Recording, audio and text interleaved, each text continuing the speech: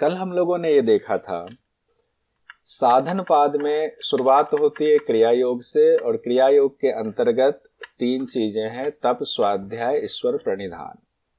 और क्रिया योग के अभ्यास के बाद जो उसके फल की प्राप्ति होती है, उसमें 2 चीजें हम लोगों ने देखी थी। एक था समाधि भावनार्थ, और दूसरा था क्लेश का तनु होना, क्लेश का क्षीण होना। उसके बाद हम लोगों ने देखा था, जब क्लेश क्षीण होता है तो क्लेश है क्या, कितने क्लेश हैं। तो पहले बताया गया क्लेश कितने हैं, तो 5 क्लेश की बात आई। अविद्या, अस्मिता, राग, द्वेषाभिनिवेशाः, 5 क्लेशाः।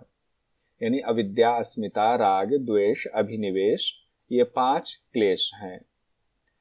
अब 5 क्लेश को हम लोग एक एक करके देखेंगे। पहले एक क्वेश्चन देख लेते हैं जो जून 2019 में पूछा गया कि निम्नलिखित में से कौन से क्लेश हैं, अस्मिता, दुख और राग। तो हम लोगों ने कल ये क्वेश्चन कर लिया हुआ था। अस्मिता और राग, बी और डी वाला आंसर सही है। आज हम लोग चौथे सूत्र से बढ़ रहे हैं। चौथा सूत्र है हमारा, अविद्या क्षेत्र मुत्रेषाम प्रसुप्त तनु विच्छिन्नो धाराणाम। अविद्या क्षेत्रम उत्रेषाम प्रसुप्त तनु विच्छिन्न उदाहरणाम। यानी कि बाद के जो 4 क्लेश हैं अविद्या के बाद, जो कि पहले अविद्या आया उसके बाद के जो 4 क्लेश हैं, वो जननी है अविद्या ही, उसी से चारों क्लेश उत्पन्न हुए हैं। यानी सबकी रूट क्या है, वो अविद्या है। तो कहते हैं अविद्या ही क्षेत्र है, अविद्या ही रूट है, अविद्या ही जमीन तैयार करता, अविद्या ही जननी है बाकी क्लेशों का। और वो जो क्लेश हैं, सभी क्लेश यानी 5 क्लेश, अविद्या सहित जो बाद के और 4 क्लेश हैं, 5 क्लेश 4 अवस्थाओं में रहती है। वो 4 अवस्था है प्रसुप्त, तनु, विच्छिन्न और उदार। प्रसुप्त, तनु, विच्छिन्न और उदार। यहां से एग्जाम में सवाल पूछा जाता है कि जो आपके क्लेश हैं वो कितनी अवस्थाओं में रहते हैं, तो 4 अवस्थाओं में वो क्लेश मौजूद रहते हैं, प्रसुप्त, तनु, विच्छिन्न और उदार। प्रसुप्त के बारे में, प्रसुप्त क्लेश जब प्रसुप्त अवस्था में रहेगी तो क्या स्थिति होती है, तनु अवस्था में रहने का क्या अर्थ है, विच्छिन्न अवस्था में रहने का क्या अर्थ है, उदार अवस्था में रहने का क्या अर्थ है, ये देखते हैं। 5 क्लेश हम एक एक करके जानेंगे कि अविद्या क्या है, राग द्वेष तक हम जानेंगे क्या है। लेकिन पहले देखते हैं, अगर मान लीजिए एक कोई क्लेश है, वो क्लेश प्रसुप्त अवस्था में भी हो सकता है, तनु अवस्था में भी हो सकता है, विच्छिन्न अवस्था में भी हो सकता है, उदार अवस्था में भी हो सकता है। व्यक्ति के ऊपर वो निर्भर करता है, साधक के ऊपर निर्भर करता है कि उनकी साधना का स्तर क्या है और उनके क्लेश की अवस्था कैसी है। पहली जो अवस्था क्लेश की है वो है प्रसुप्त की। प्रसुप्त अवस्था का मतलब है चित्त में क्लेशों का बीज रूप में सुप्ता अवस्था में मौजूद रहना। बीज है, सुप्ता अवस्था में मौजूद है, वही प्रसुप्त अवस्था है। अब बीज है तो बीज में अगर आप पानी डालो, मिट्टी से संपर्क हो, तो बीज जो है अंकुरित हो जाएगा। मौका पा करके वो बीज कभी भी उभर सकता है। प्रसुप्त में हुआ, यानी बीज रूप में मौजूद है सुप्ता अवस्था में। दूसरा है तनु। तनु में है क्रिया योग के द्वारा जब क्लेश निर्बल हो जाते हैं, कमजोर हो जाते हैं, तब साधक का जो साधना कर रहा है क्रिया योग का, उसका मन यानी चित्त उसका विषय भोगों की तरफ फिर नहीं जाता है। तो विषय भोगों की तरफ नहीं जाने वाली जो स्थिति होती है, उसी को कहा गया है क्लेशों का तनु रहना, यानी कि थोड़ा जगा हुआ क्लेश कह सकते हैं। पहला वाला है प्रसुप्त में सोया हुआ क्लेश, और तनु में थोड़ा जगा हुआ क्लेश, यानी कि अब हमारी अवस्था ऐसी हो रही है, हमारी जो है उन भोग विलास में हमारे राग नहीं हो रहा है। भोग विलास से हमें वैराग्य की स्थिति उत्पन्न होनी शुरू हुई, वैराग्य हुआ नहीं है पूरी तरीके से, वैराग्य की स्थिति शुरू हुई है, तनु हुआ। विच्छिन्न में कहा गया है, कभी एक राग उत्पन्न होता है तो दूसरा राग रुक जाता है, एक द्वेष उत्पन्न होता है तो दूसरा द्वेष कमजोर पड़ जाता है। इस प्रकार क्लेश जो है, एक क्लेश आएगा दूसरा क्लेश दबेगा तो ऊपर नीचे क्लेशों की अवस्था होती रहती है। यही इसी स्थिति को विच्छिन्न अवस्था कहा गया है, यानी क्लेशों के लगातार दबने और उभरने की क्रिया। 5 क्लेश आपके अंदर है, कभी एक क्लेश ज्यादा प्रबल है तो दूसरा क्लेश दबा हुआ है, दूसरा प्रबल है तो तीसरा दबा हुआ है, चौथा प्रबल हो गया। तो इस तरीके से क्लेश कभी दबता उभरता है, उसी को विच्छिन्न अवस्था कहते हैं। उदार अवस्था जो चौथी अवस्था है क्लेशों की, उसमें कहा गया है कि क्लेश जब तीव्र रूप से उभरता है, उदाहरण के लिए जब तीव्र क्रोध उभरता है तो मनुष्य कर्तव्य को भूल जाता है, उसके क्या कर्म है भूल जाता है, क्या अकर्तव्य है ये भूल जाता है। तो क्लेश जब अपने चरम पर होता है उसी को क्लेश का उदार होना कहा गया है, यानी क्लेशों का चरम पर होना। एक एक लाइन में समझे। जब क्लेश सोया हुआ होता है तो प्रसुप्त हुआ, थोड़ा जगा हुआ क्लेश हुआ तनु हुआ, क्लेशों के लगातार दबने उभरने का क्रम विच्छिन्न हुआ, क्लेशों का चरम पर होना उदार अवस्था कहा जाता है। अब जून 2019 में देखिए क्वेश्चन पूछा गया क्लेश की निम्नलिखित अवस्थाओं को क्रम में व्यवस्थित कीजिए। तनु, उदार, प्रसुप्त, विच्छिन्न। तनु, उदार, प्रसुप्त, विच्छिन्न। अब कौन सा होगा, इसको सीक्वेंस में क्या होगा, प्रसुप्त तनु, प्रसुप्त तनु, उदार लास्ट में रहेगा। हाँ, उदार लास्ट में। प्रसुप्त तनु, सी ए प्रसुप्त तनु, डी विच्छिन्न और बी उदार। तो इसको तो जिनको याद नहीं है वो याद कर जाइए, 4 बार बोलेंगे याद हो जाए। प्रसुप्त तनु विच्छिन्न उदार, प्रसुप्त तनु विच्छिन्न उदार, प्रसुप्त तनु विच्छिन्न उदार, ऐसे भी बोलिए। ये सब चीजें नोट कीजिए और कुछ चीजें ऐसे नोट कीजिए अपने उसमें कि जब भी आपको घर पर मौका मिले उस पेज को उठाया और उसको पढ़ा, फिर आंख बंद करके उसको बोल रहे हैं, पढ़ रहे हैं, कमरे में घूम रहे हैं कॉपी लेकर के और हम पढ़ाई कर रहे हैं। उसके बाद जून 2020 में पूछा गया, जो कोविड की वजह से पेपर नवंबर 2020 में हुआ था, योग सूत्र के अनुसार अविद्या से उत्पन्न होने वाले क्लेश हैं अस्मिता, द्वेष, राग, अहंकार, क्रोध। तो अब इसमें वैसे तो अविद्या से 4 ही होते हैं, लेकिन इसमें 4 तो दिया नहीं है क्लेश।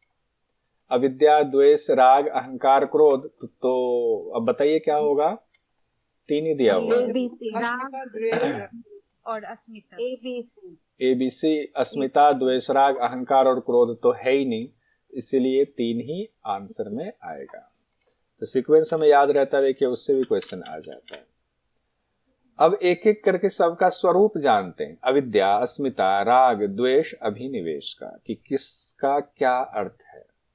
अविद्या का स्वरूप जानते हैं। अविद्या में कहा गया अनित्या शुचि दुखा नात्मसु, नित्य शुचि सुखात्म ख्यातिर विद्या।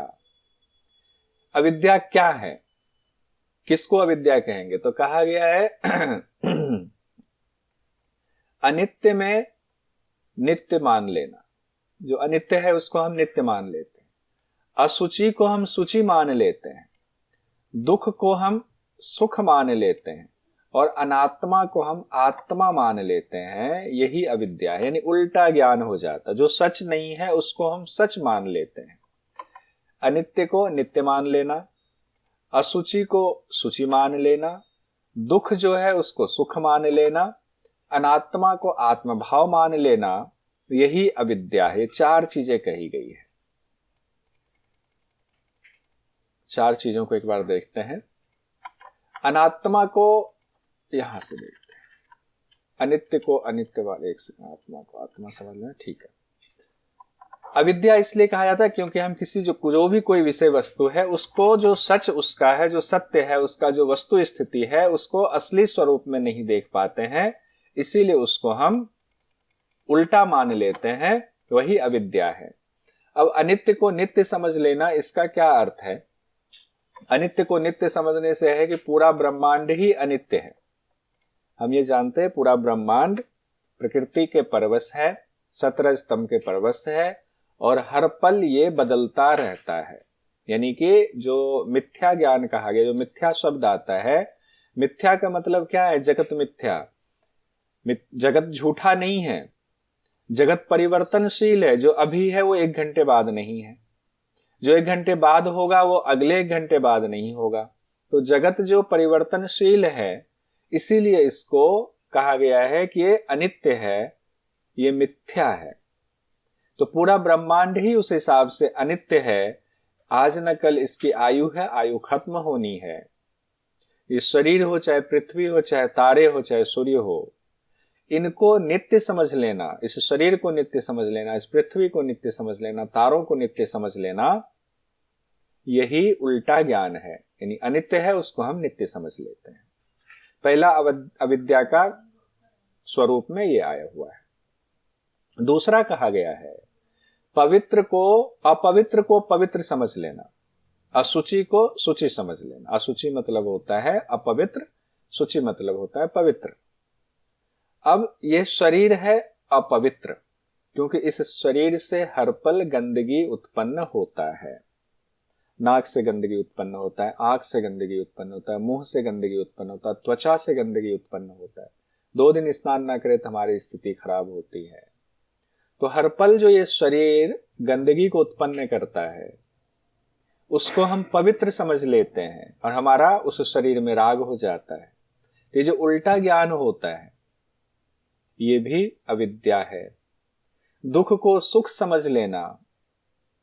हम सोचते हैं कि इस संसार में हमें गाड़ी मिल जाए, बंगला मिल जाए, खूब पैसे हो जाए तो वो सुख है, जबकि ऐसा नहीं है। वो दुख रूप ही है। जितना आपके पास संपत्ति और आती है, उसको बनाए रखने के लिए और मेहनत करनी पड़ती है, और आप उस चीज में भोग विलास में फंसते हो। भोग विलास में फंसना भी अपने आप में दुख का ही कारण है। चाहे आप अच्छा कर्म कर रहे हो, चाहे बुरा कर्म कर रहे हो, उसका फल अच्छा या बुरा होगा। वो आपको जन्म जन्मांतर में बांधने वाला होगा, और जन्म जन्मांतर में बंधना ही अपने आप में दुख है। अब उस दुख को अगर आप सुख समझ लेते हैं कि हम तो अच्छे घर में पैदा हुए, अच्छे कुल में पैदा हुए, अच्छी संपत्ति हमको मिली हुई है, ये सुख है, तो ये सुख नहीं है। असली सुख है आत्म स्वरूप में अवस्थित होना। तो दुख को हम सुख रूप समझ लेते हैं, ये भी अविद्या है। अनात्मा को आत्मा समझ लेना। शरीर इंद्रिय जो कि आत्मा नहीं है, इसको हम आत्मा समझ लेते हैं, ये भी हमारी गलती है। आत्मा, अभी आप कहेंगे हम तो नहीं समझते, लेकिन सच ये है कि आपने अभी पढ़ा हुआ है, इसलिए आपको ये ज्ञान है कि आत्मा अलग है, प्रकृति अलग है। लेकिन सच ये है कि समझ तो हम भी शरीर इंद्रिय को ही आत्मा रहे हैं। अगर आत्मा का हमें ज्ञान हो गया तो ज्ञान हुआ नहीं है, सिर्फ ज्ञान का एक झलक हमको मिली है। ज्ञान जिस दिन हो जाएगा, प्राप्ति ज्ञान की जिस दिन हो जाएगी, उस दिन हम आत्म स्वरूप में अवस्थित हो जाएंगे। अभी हम ये जान चुके हैं इतना किताब के माध्यम से कि शरीर आत्मा नहीं है, आत्मा की वजह से शरीर का अस्तित्व है, लेकिन आत्म तत्व में हम अवस्थित नहीं हुए। अभी भी हम शरीर के लिए ही मेहनत कर रहे हैं, अभी हम शरीर के लिए ही सारे कर्म किए जा रहे हैं। तो जो अनात्मा है उसको आत्मा समझ लेना, ये अविद्या का स्वरूप है। तो अविद्या के स्वरूप में 4 चीजें आ गई। अनित्य को नित्य समझ लेना, अपवित्र को पवित्र समझ लेना, दुख को सुख समझ लेना, अनात्मा को आत्मा समझ लेना। हम लोगों ने अविद्या का स्वरूप देखा। दूसरा है अस्मिता का स्वरूप। उससे पहले एक हैंडरेज है। हैंडरेज किनका है? अंजलि चौहान जी का। बताइए सर, मुझे ये तो समझ है, लेकिन इसे अपवित्र को पवित्र समझ लेना ये समझ नहीं है, क्योंकि अगर हमारा शरीर अपवित्र है तो पवित्र क्या है, मतलब उसमें आपने नहीं लिखा तो, और तो सब में समझ आ गया था। अपवित्र, इसकी सुंदर 2 कहानी 2 जगह पे मिलती है। एक तो योग वासिष्ठ में रामचंद्र जी को जब वैराग्य होता है, कहानी के माध्यम से समझाता हूं तो अच्छा लगेगा। तो रामचंद्र जी कहते हैं गुरु वशिष्ठ से, अपने पिताजी, सब लोग सभा में बैठे हुए हैं, उनसे कि ये शरीर तो गंदगी का ढेर है। एक पुरुष को एक स्त्री से प्रेम हो जाता है, लेकिन उसके रूप रोगन से प्रेम होता है, जबकि वो शरीर तो गंदगी का ढेर है। उस शरीर में भी बदबू आती है। उस शरीर को सजा दिया गया तो उससे प्रेम हो जाता है। सच यह है कि मेरा अपना शरीर भी गंदगी का ढेर है। ये तो शरीर में जब तक है तो शरीर से तो गंदगी की ही उत्पत्ति हो रही। पसीना आता है तो गंदगी है, नाक से अगर आपके श्लेष्मा आ रहा है वो गंदगी है, आंखों में कीच भर जाती है वो गंदगी है, आप खाना खाते हो गंदगी के रूप में बाहर निकलती है। तो शरीर को इस रूप में गंदगी का ढेर कहा गया है। एक तो बात यहां से आई। दूसरी बात, एक कहानी और है गौतम बुद्ध से जुड़ी हुई। गौतम बुद्ध के पास ऐसे ही एक स्त्री आई हुई थी जिसने गौतम बुद्ध के एक शिष्य से कहा कि हमें उससे प्रेम हो गया, हम उसी से शादी करेंगे। वो लंबी कहानी शॉर्ट में बता रहा हूं। गौतम बुद्ध ने बुलाया उस लड़की को और वो लड़की बाल मुंडवा करके आ गई। गौतम बुद्ध ने कहा, बाल मुंडवा के आओगे, मेरे सवालों का जवाब दे दोगे तो मैं तुम्हारी शादी अपने शिष्य से करवा दूंगा। वो लड़की आ गई। गौतम बुद्ध ने कहा कि इससे तुम्हें क्यों प्यार है, क्यों प्रेम हो गया? कहा इसकी आंखें बहुत अच्छी है। कहा आंख तो गंदगी का ढेर है, इससे अगर एक दिन ना धोए तो गंदगी निकलती है। कहा नहीं, मुझे इसके नाक से भी प्रेम है। कहा नाक से तो श्लेष्मा निकलता है, जुकाम हो जाए तो कितनी गंदगी होती, तब तुम कहोगे बहुत सुंदर है। कहा मुंह से प्रेम है, तो मुंह से तो 2 दिन ब्रश ना करे तो मुंह से बदबू आने लगती है। उन्होंने, अब गौतम बुद्ध थे, उनके कहने का तरीका ऐसा था कि उस लड़की को भी अपनी गलती का पछतावा हुआ कि हम तो जो सच है उसको देख ही नहीं पा रहे। तो फिर उसने भी हाथ जोड़ लिया, कहा नहीं अब हमें असली ज्ञान हो गया आपके पास आकर के। बाद में वो भी दीक्षा ले लिया उन्होंने भी, और वो सारे उनके मन से वो राग खत्म हो गया। तो इस शरीर को माना गया है कि ये शरीर प्रकृति के परवश है, इसलिए यह गंदगी का ही ढेर है, गंदगी की ही उत्पत्ति करता है ये, इसीलिए हम रोज इसकी सफाई करते। लेकिन आत्म तत्व जो है उसमें ऐसा कोई दोष नहीं है, उसका ये तात्पर्य हुआ। ठीक है, अब हम बढ़ते हैं 6ठे सूत्र में, अस्मिता का स्वरूप। अविद्या देख लिया, अस्मिता पे आते हैं। अस्मिता में कहा गया है दृक् दर्शन शक्तयोः एकात्मता इव अस्मिता। एक तो दृक् शक्ति कहा गया है, एक दर्शन शक्ति, 2 शब्द है, दृक् और दर्शन। तो दृक् दर्शन शक्ति और एकात्मता इव अस्मिता। तो दृक् शक्ति और दर्शन शक्ति दोनों का जब एक रूप होना प्रतीत होता है, यही अस्मिता। अस्मिता क्या है? दृक् शक्ति और दर्शन शक्ति को हम एक समझ लेते हैं। जैसे हम ये समझ लेते हैं कि शरीर और आत्मा एक ही है। आप कौन हैं? पूछा जाए आपसे, अगर आप में से कोई डॉक्टर है, कोई इंजीनियर है, तो आप कहेंगे मैं डॉक्टर हूं। आपने उस शरीर को, जो शरीर डॉक्टर के रूप में कार्यरत है, उसको आपने आत्मा से भी जोड़ दिया, जबकि शरीर डॉक्टर रूप में है, आत्मशक्ति के साथ जरूर मिला हुआ है, लेकिन आत्मा तो अलग है। जब पैदा हुए थे तब आप डॉक्टर नहीं थे, शरीर था और शरीर में एक आत्मा है। एक दृक् शक्ति है, दृक् मतलब आत्मा हुआ, दृष्टा कहते हैं। दर्शन शक्ति जिसको बुद्धि कह सकते हैं, और इसको प्रकृति कहते हैं। दर्शन शक्ति को प्रकृति भी कहते हैं, बुद्धि भी कहते हैं। दृक् शक्ति चेतन है, दर्शन शक्ति जड़ है। अगर हमारी मृत्यु होती, आत्मा निकल जाए शरीर से, तो शरीर होते हुए भी उसमें कोई हलचल नहीं होती है, जड़ है वो।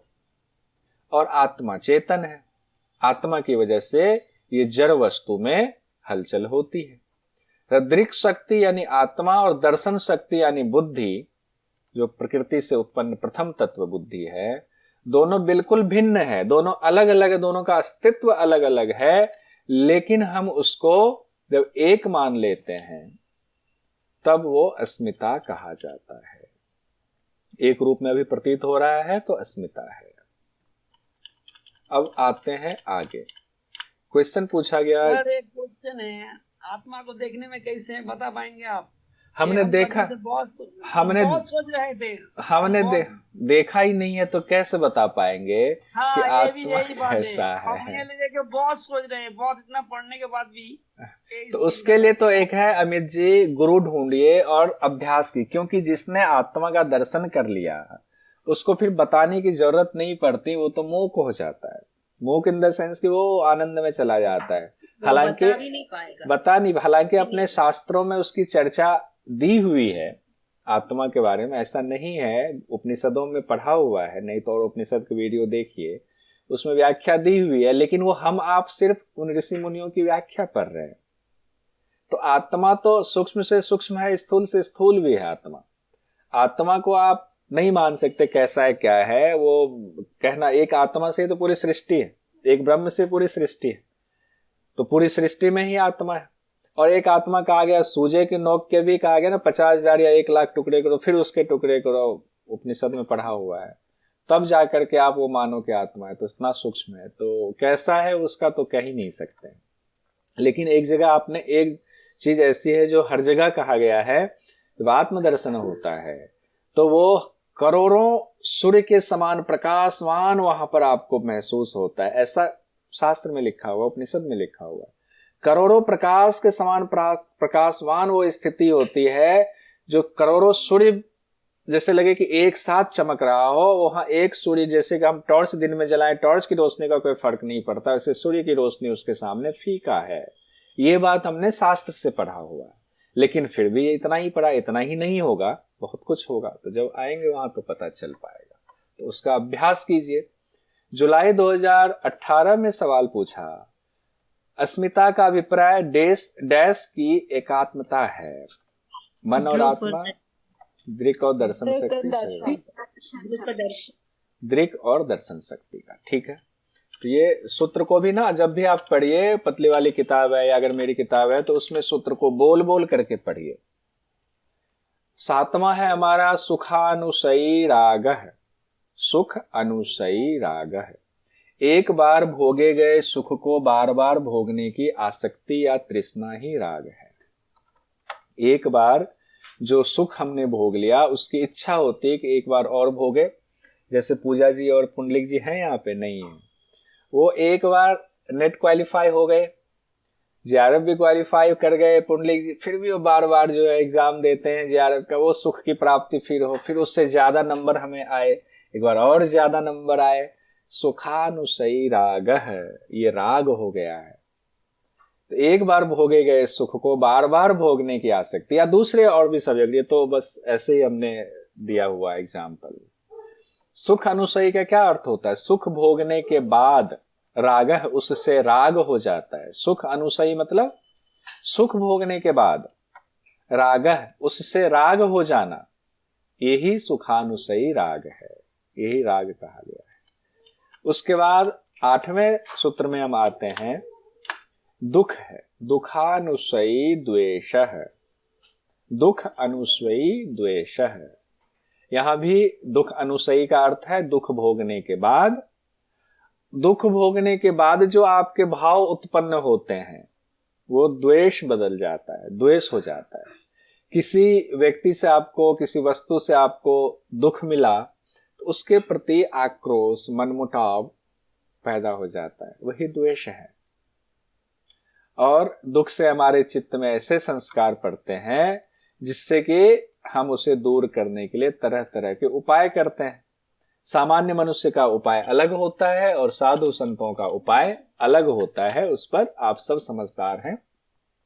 एक सामान्य आदमी कैसे दुख को दूर करता है और एक साधु महात्मा कैसे दुख को दूर करेगा। बहरहाल हम आगे बढ़ते हैं। 5वां जो है आपका क्लेश वो है अभिनिवेश। अविद्या, अस्मिता, राग, द्वेष, अभिनिवेश। अभिनिवेश में कहा गया स्वरसवाही विदुषो अपि तथा रूढ़ो अभिनिवेशः। स्वरसवाही विदुषः अपि तथा आरूढ़ः अभिनिवेशः। जो परंपरा से चला आ रहा है, स्वरसवाही, परंपरा से वो बना हुआ है, एकदम एक रस में बह रहा है। विदुषः अपि, विदुषः मतलब विद्वान में भी है, मूढ़ में भी है। वो विद्वान दोनों में, मतलब विद्वान में भी मूढ़ में भी है वो मौजूद। उसी को, उसी डर को अभिनिवेश कहते हैं। वो कौन सा डर है? सारे विद्वान कहते हैं मृत्यु का ही भय ऐसा है जो विद्वान में भी है और जो मूढ़ में भी है। यहाँ विद्वान से तात्पर्य ये मत लगाइएगा कि जिनको ज्ञान की प्राप्ति हो गई यानी तत्व दर्शन हो गया, नहीं।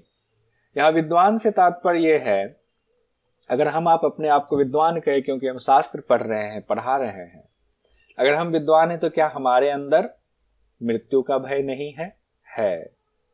तो इसीलिए हमारे आपके लिए शब्द इस्तेमाल किया गया, और मूढ़ में तो है ही है। उसके बाद 5 हम लोगों ने क्लेश देख लिया। 5 क्लेश के बाद अब सवाल आता है कि क्रियायोग के द्वारा हमने 5 क्लेश को कमजोर किया था, तनु किया था, वो अभी पूरी तरह कैसे नष्ट होगा? क्योंकि अभी मौजूद है, तनु किया हुआ लेकिन है। बीच में बात क्या आ गई? पहले महर्षि पतंजलि ने कहा कि 5 क्लेश को जान लो, 5 क्लेश को जान लिया। अब फिर बात वहां आती है कि 5 क्लेश जान लिया, क्रिया योग से तुमने तनु कर लिया था, अब आगे क्या करोगे उसको पूरी तरह उस क्लेश को खत्म करने के लिए? तब महर्षि पतंजलि उपाय बताते हैं। ते प्रति प्रसव हेयाः सूक्ष्माः, प्रति प्रसव के द्वारा उन क्लेशों को पूरी तरह से नष्ट कर देना है। प्रति प्रसव शब्द यहां आया हुआ है। प्रसव शब्द हम लोग जानते हैं, प्रसव मत पीड़ा हम लोगों ने सुना हुआ है, हम सब इस शब्द से वाकिफ है। प्रसव शब्द, प्रसव में क्या होता है? हम उत्पन्न हुए हैं प्रसव प्रक्रिया के द्वारा अपनी मां के गर्भ से, और अगर उसको उल्टा कर दिया जाए कि हम जिस तरीके से अपनी मां के पेट में बढ़ते बढ़ते प्रसव से उत्पन्न हुए हैं, अगर वो प्रक्रिया उल्टी हो जाए, अभी इतने बड़े हैं, अगर 5 फीट 5 इंच या 5 फीट 10 इंच, कोई 6 फीट का, धीरे धीरे वो छोटा हो जाए, फिर माँ के पेट में चला जाए, फिर वो वहां पर वो सूक्ष्म होता चला जाए, फिर वो उल्टा हो जाए, तो ये उल्टी प्रक्रिया। अब ये उल्टी प्रक्रिया क्या माँ के गर्भ से हो सकती है? नहीं हो सकती, असंभव है। तो फिर प्रतिप्रसव शब्द किसके लिए आया हुआ है? ये आया हुआ है प्रकृति की जो उत्पत्ति हुई है उसको उल्टे क्रम में ले जा करके लीन कर देना, तीनों गुणों को भी, वो प्रतिप्रसव है। जैसे कि हम लोग ऊपर समाधि पाद में पढ़ चुके हैं कि हमने पूरा देखा, प्रक्रिया हो गए, स्थूल तक आ गए, पंच महाभूत तक आ गए, फिर हम लोगों ने वितर्क समाधि लगाई, वितर्कानुगत समाधि स्थूल पर, उस स्थूल से फिर हम समाधि लगाते लगाते स्मितानुगत तक गए। तो जो स्मितानुगत तक गए हम, उसके बाद निर्बीज समाधि भी आपने पढ़ा। यही प्रतिप्रसव की प्रक्रिया है। यानी प्रतिप्रसव उल्टे क्रम में जहां तक स्थूल आ गया, उस स्थूल को साधते साधते साक्षात करते करते हम उस गुण तक पहुंच जाए, 17 स्तंभ तक, और मूल प्रकृति से हम अलग हो जाए, आत्म स्वरूप में अवस्थित हो जाए। यही प्रतिप्रसव हेयाः सूक्ष्माः कहा गया है। अपने कारण में चित्त को लीन कर देना, और हेयाः का मतलब होता है त्यागने योग्य, सूक्ष्माः मतलब भुने हुए बीज के समान निर्बल कर देना। तब जो है आप उन क्लेशों को नष्ट कर देते हैं उस स्थिति में पहुंचने के बाद। अब यहां जो ये चीज जान लीजिए, आपको आएगा, मैंने नोट में लिखा हुआ, जब आप आगे आएंगे ध्यान रखिएगा। ते प्रति प्रसव हेयाः सूक्ष्माः, इसकी चर्चा परोक्ष रूप से कैवल्य पाद में भी आया हुआ है। मतलब कैवल्य पाद में जब आप 28वें सूत्र में पहुंचेंगे, जहां पर लिखा हुआ है कि हाणमेषाम क्लेशवद उक्तम, कि इन क्लेशों को कैसे खत्म करना है, तो जैसे कि इनको कैसे खत्म करना, जैसे क्लेश के दौरान बात कही गई है, ये बात उद्धृत हुई है कि क्लेश को कैसे खत्म करना है प्रतिप्रसव हेयाः के द्वारा, तो पूर्व संस्कारों को क्लेश की भांति ही नष्ट करना है। ये 28वें सूत्र में यहां से लिंक जोड़ा गया है। तो वहां जब हम लोग आएंगे तो इसका ध्यान रखिएगा, इसका रेफरेंस हम वहां लेंगे। अब किस उपाय से क्लेशों को छीन किया जाता है? महर्षि पतंजलि कहते हैं, अभी हम लोगों ने देखा, तो पहले भी समाधि पाद में भी पढ़ा हुआ था, उसी को देखिए यहां पर अब एकदम क्लियर कह रहे हैं। ध्यान हेयास तद वृत्तयः, ध्यान द्वारा त्यागने योग्य है। क्लेश जो है वो कैसे त्यागने योग्य है? ध्यान के द्वारा त्यागने योग्य है। और ध्यान करेंगे तो ध्यान के बाद ही तो समाधि लगेगी। तो ध्यान को माना गया यहां, ध्यान मतलब इसको कहा गया, हर व्याख्याकारों ने कहा गया है कि बात विवेक ख्याति की हो रही है। ऐसे ध्यान लगाने से नहीं होगा, जब तक आपके अंदर वो शुद्ध ज्ञान नहीं आएगा, विवेक ख्याति नहीं होगी, तब तक आप इसको त्याग नहीं सकते। किसको? क्लेशों को। जब विवेक आ जाएगा आपके अंदर, शुद्ध बुद्धि आ जाएगी, तो आपको उल्टा ज्ञान खत्म हो जाएगा। उल्टा ज्ञान ही तो है, सबकी जननी अविद्या है, अविद्या उल्टा ज्ञान है, विवेक ख्याति आ गया, ज्ञान सीधा हो गया। ध्यान आप फिर त्यागने योग्य है ध्यान के द्वारा। इसको भी ध्यान रखेंगे। क्लेश को कैसे खत्म करना है? तो ध्यान हेयाः तद्वृत्तयः, और एक चीज सभी व्याख्याकारों ने कहा है कि यहां पर स्थूल वृत्तियों कहा गया, स्थूल वृत्तियों की चर्चा है। ध्यान के द्वारा स्थूल वृत्तियों को कमजोर करना है। व्यास भाष्य में क्या कहा गया ये भी थोड़ा सा देख लीजिए। क्रियायोग से छीन किए गए क्लेशों की स्थूल वृत्तियों को प्रसंख्याने शब्द इस्तेमाल हुआ है। प्रसंख्याने मतलब विवेक ख्याति के द्वारा त्यागने योग्य है, यानी ध्यान को विवेक ख्याति से जोड़ा गया है। विवेक ख्याति के द्वारा साधक क्या करता है, अपने अंदर जो उनकी कमजोरी है, जो कमियां है, उल्टा ज्ञान है, अविवेक वाली स्थिति है, उसको पहचानता है, फिर उसको दूर करने के प्रयास में जुट जाता है और फिर उस स्थिति तक पहुंच जाता है। क्रिया योग से जो सूक्ष्म क्षीण किए गए क्लेश हैं उसको भी खत्म करता है। अब यहाँ ये भी हमने लिखा हुआ है, केवल पाद के जो 28वां सूत्र था वहां ये वाला भी बात लिया गया है कि ध्यान के द्वारा सूक्ष्म करना है। आगे बढ़ते हैं। हाँ, ये क्वेश्चन देख लेते हैं, क्या क्वेश्चन है। एमसीक्यू वाले सवाल में पूछा जा सकता है कि महर्षि पतंजलि के अनुसार ध्यान है या तद्वृत्तयः का संबंध है प्रमाण वृत्ति नाश से, विकल्प वृत्ति नाश से, निद्रा वृत्ति नाश से, क्लेश वृत्ति नाश से। ठीक है, तो ये एक्स्ट्रा क्वेश्चन है, बहुत सुंदर। क्लेश, ध्यान है या तद्वृत्तयः का संबंध क्लेश वृत्ति नाश से है। ये ध्यान, ये कहीं नोट कीजिएगा, अलग से पूछा नहीं गया हुआ है क्वेश्चन, लेकिन इंपॉर्टेंट है, ये जानना चाहिए हमें, क्या पता पूछते हैं। अब सवाल उठता है आखिर क्लेश हमें परेशान कैसे करता है। जो 5 क्लेश की बात आ रही है, जिनको खत्म करने की हम चर्चा कर रहे हैं, हमने 5 क्लेश का स्वरूप देख लिया, खत्म करने के उपाय देख रहे हैं। क्यों खत्म करना है? कहते हैं इसलिए खत्म करना है कि क्लेश मूलः कर्माशयो दृष्टा दृष्ट जन्म वेदनीयः। ये क्लेश ही तो मूल है सबका। किसका? कर्माशय का मूल है। और कर्माशय की वजह से क्या होता है? वर्तमान भविष्य के जन्मों में ये दर्द देने वाला है। कर्माशय का मूल क्या है? क्लेश है। कर्माशय का मूल क्लेश है और कर्माशय की वजह से ही तो हम जन्म जन्मांतर यानी वर्तमान में और भविष्य में भी हम पैदा होते रहेंगे। कभी अच्छे कुल में, कभी खराब कुल में, कभी अच्छा व्यवहार के साथ, कभी खराब व्यवहार के साथ, कभी मनुष्य योनि में, कभी जानवर योनि में। और ये कैसे जो है चक्र चलता है? क्लेश की वजह से हो रहा है। क्लेश से कर्माशय बन रहा है, कर्माशय से हम जो है जन्म जन्मांतर का भोग रहे हैं, जन्म के चक्र में फंसे हुए हैं। अब आगे एक सवाल फिर देखते हैं। ये दिसंबर 2019 में सवाल पूछा गया। महर्षि पतंजलि के अनुसार कर्माशय का मुख्य कारण है दुख, चिंता, क्लेश, विक्षिप्त चित्तावस्था। क्लेश बिल्कुल सही आंसर है, लेकिन जब आप ये नहीं पढ़े होते तो आपको लगता शायद दुख तो नहीं है, शायद चिंता तो नहीं है, विक्षिप्त अवस्था तो नहीं है, सब एक जैसा मिला जुला होता है। लेकिन अब ये क्लियर हो गया, कर्माशय का मुख्य कारण मूल जो है वो क्लेश है और उसी से हमें वर्तमान भविष्य काल में दुख दर्द होता रहता है जन्म जन्मांतर का। अब कहा गया कि कर्माशय का मूल क्लेश है, क्लेश की वजह से कर्माशय बनता है, तो उसका फल क्या होता है? एक तो हमने देखा ऊपर की वर्तमान भविष्य की बात हुई, उसको और क्लियर करते हुए 13वें सूत्र में साधन पाद में महर्षि पतंजलि कहते हैं सती मूले तद विपाको जात्या आयुर्भोगाः। सती मूले तद विपाकः जाति आयु भोगाः।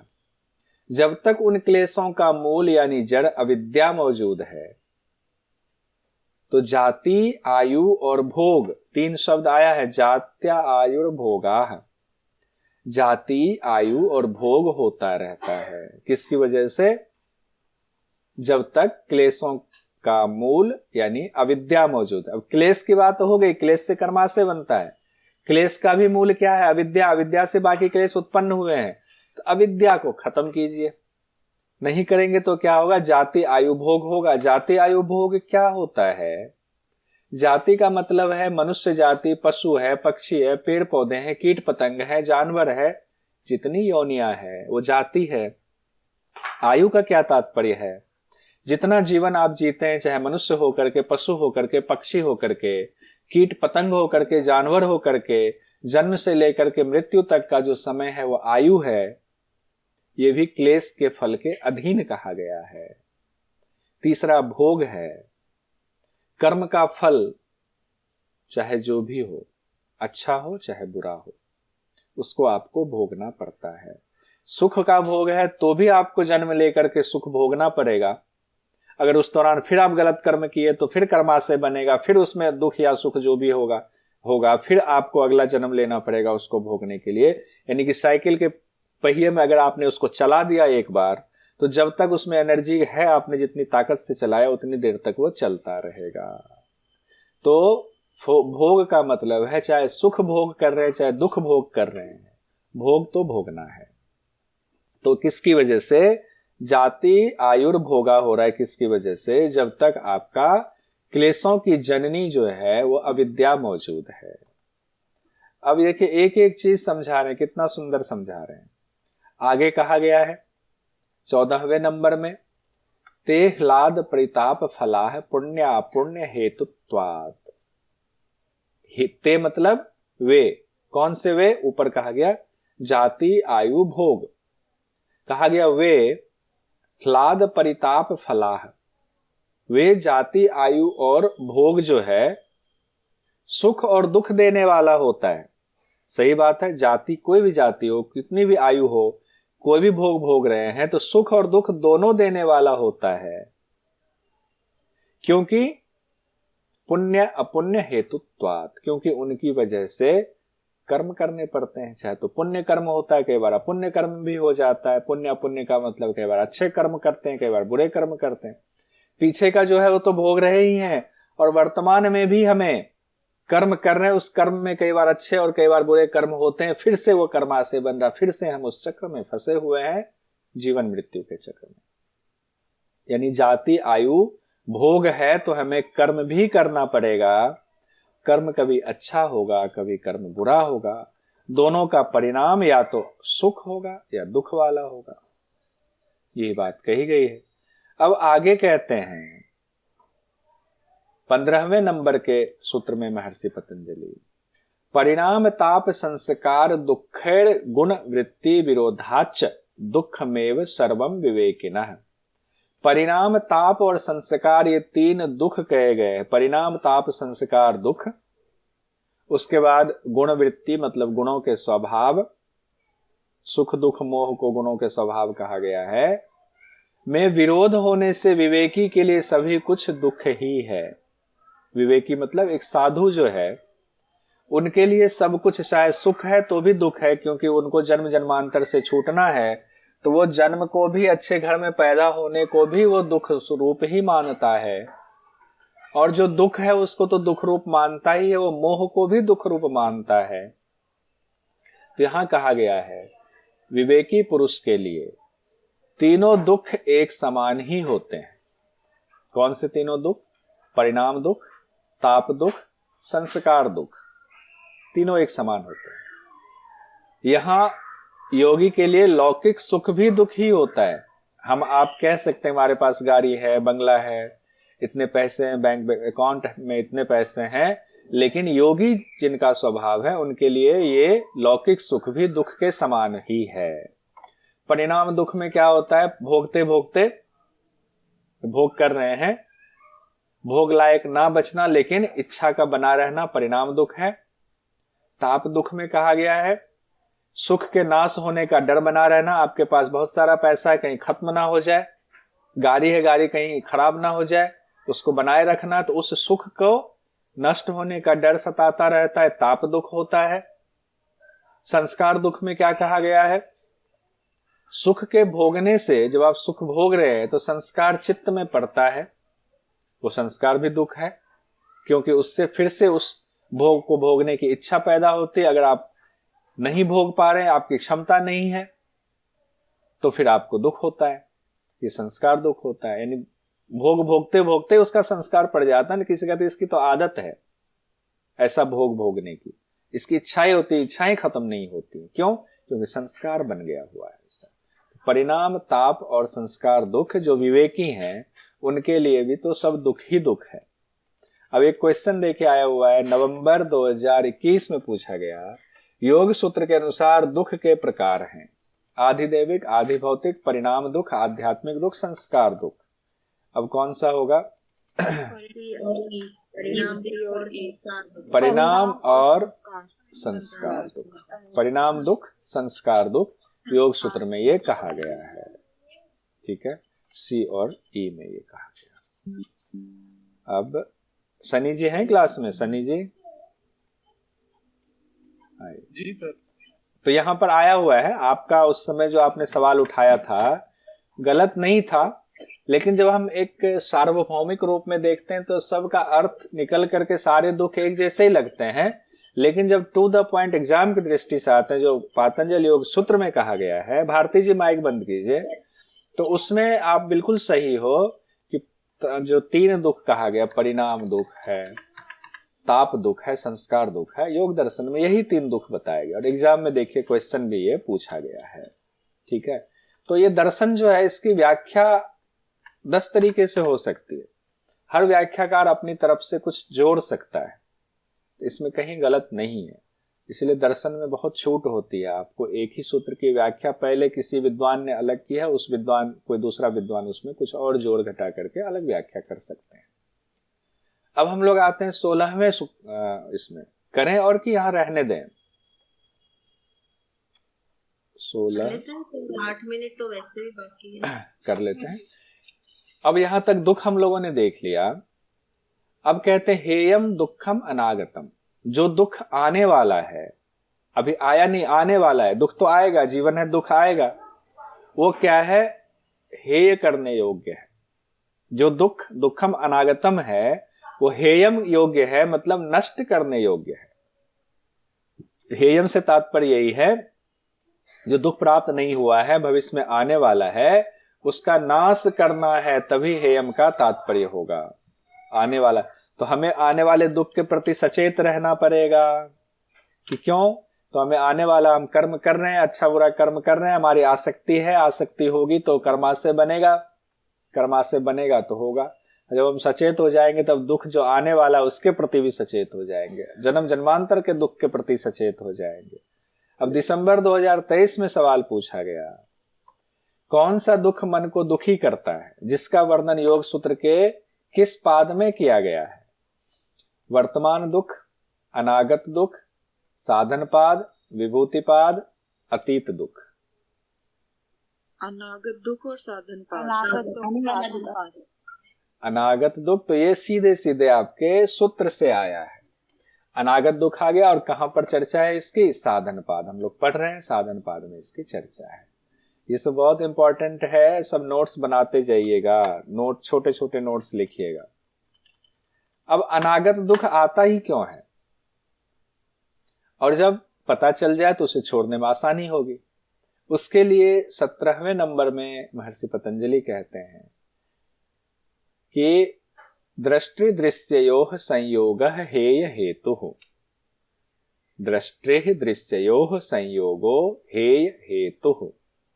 तो 2 शब्द आया, दृष्टा और दृश्य। दृष्टा और दृश्य का जो संयोग है उसकी वजह से सारा कुछ हो रहा है, वही कारण है। वही इस जो त्यागने योग दुख है, यानी कि अनागत दुख जो है, आने वाला दुख जो है, उसका कारण क्या कहा गया है? दृष्टा और दृश्य का संयोग। कारण बस यहां तक है, दृष्टा और दृश्य का संयोग ही कारण है त्यागने वाले दुख का। दृष्टा क्या है? जीवात्मा, आत्मा। दृश्य क्या है? बुद्धि या प्रकृति। बुद्धि भी कई बार बुद्धि से संज्ञा दी जाती है, कई बार प्रकृति से दी जाती है। दोनों का संयोग हो गया, जिसे हम लोग हैं साक्षात दृष्टा दृश्य का संयोग हमारा शरीर है। इसी वजह से जो है अनागत दुख आने वाला है। तो यहां पर क्या हुआ? दृष्टा और दृश्य, जीवात्मा और प्रकृति का जो संयोग है। तो क्यों संयोग है? अज्ञानता की वजह से अज्ञानपूर्ण संबंध है, क्योंकि प्रकृति अलग है, पुरुष अलग है, दृष्टा अलग है, दृश्य अलग है, दोनों की जाति अलग है। अज्ञानता में दोनों की दोस्ती हो गई है, वही त्यागने योग्य है। यही असली कारण है इस दुख का, क्योंकि जीवात्मा अपना स्वरूप भूल गया और दृश्य को ही अपना सब कुछ मानने लगा। अब देखिए, नवंबर 2017 में सवाल आया था, पतंजलि के अनुसार किनका संयोग दुख का कारण है? दृष्टा और गुण, दृष्टा और चित्त, दृष्टा और दृश्य, जीवात्मा और परमात्मा। दृष्टा और दृश्य। दृष्टा और दृश्य का कहा गया है। यहाँ चित्त भी दे दिया है कंफ्यूज करने के लिए, तो जो सूत्र में एग्जैक्ट है हम वही लेंगे, दृष्टा और दृश्य। जुलाई 2018 में सर ये आत्मा और प्रकृति भी लिख के दे सकते हैं ना, ये बुद्धि? हाँ, दे सकते हैं। अगर मान लीजिए यहाँ आत्मा और प्रकृति दे दे, लेकिन दृष्टा दृश्य है, तब तो यही होगा। और दृष्टा दृश्य नहीं है तो जो सबसे नियरेस्ट होगा वही आंसर होगा, ये ध्यान रखिएगा। अगर दृष्टा दृश्य है तब तो यही होगा। जुलाई 2018 में पूछा गया, पतंजलि के अनुसार हेय हेतु निम्नलिखित में से किनका संयोग है? दृष्टा दृश्य का, मन इंद्रिय का, आत्मा परमात्मा का, मन बुद्धि का। हेय हेतु दृष्टा और दृश्य का। दृष्टा और दृश्य का। अब हम लोग यहाँ प्रकृति का स्वरूप देखेंगे, फिर उसके बाद पुरुष का भी आगे देखेंगे। एक सेकंड।